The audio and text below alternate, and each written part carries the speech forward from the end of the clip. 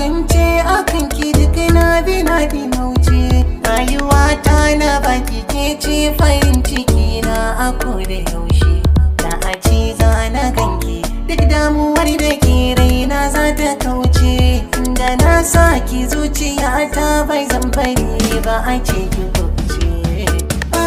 Ba zan bari ba a ce ki kauce.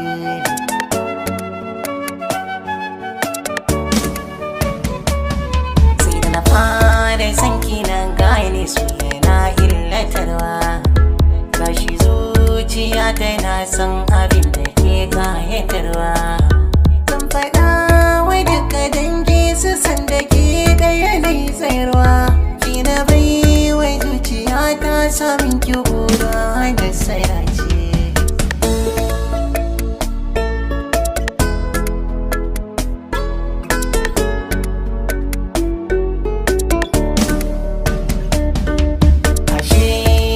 Makawo ne gashi ya kurin mutane.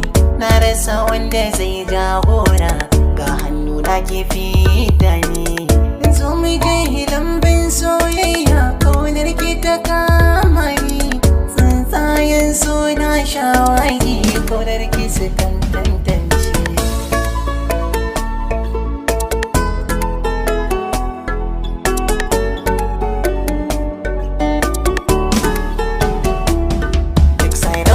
Zaki a dokar daji bai rike ta so ba.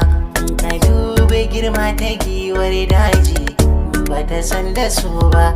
Ga abin mamaki tsuntsu kan so bai san gudu ba.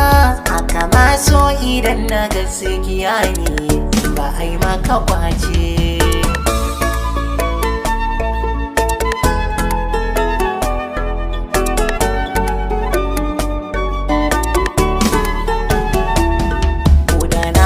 Kofar gidan ku ganin ki shine buri na raina. Ballantana a cikin furtani ne kadai ki kewa kauna. San ki ya mamaye mun zuciya ta da kauna. San so a cikin bani zai mai soyayya.